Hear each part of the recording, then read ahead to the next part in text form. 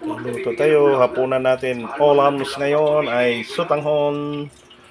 Sutanghon tayo ngayon mga kaibigan. Ito sutanghon. Ayan po ang Ricardo, kamatis, sibuyas, bawang at saka patula. Oh my God! Mga kaibigan. Wow! At saka siyempre may pang sahog, karni mga kaibigan. Ayan. Yan siya oh. Yan po ang ulam natin ngayon hapunan mga kaibigan. Pakita ko sa inyo mamaya ang finished product. Ano siya kakasarap-sarap. Sabaw tayo, sutanghon. Ayan mga kaibigan. Ayan siya. Mamaya po ipakita natin kung kaano siya. Mga loads, luto na siya. Mamaya ilagay na natin yung I call you.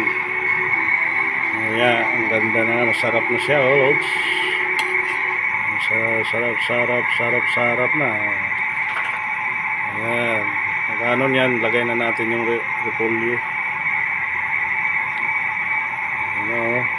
Yummy. Yummy. Ilagay na natin to mga kaibigan. Ito, dahons. Ayan oh. Lagay na natin siya.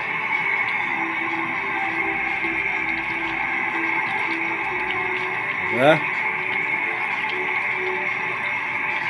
Lagay na natin. Yummy na yan.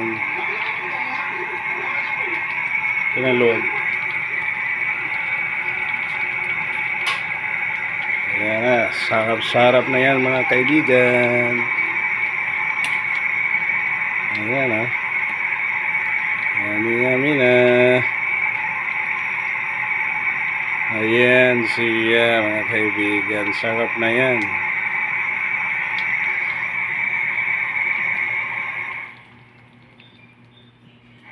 Tapuyan mo. Ayan na. Wato na. It's finished na mga kaibigan. Oh. Yummy.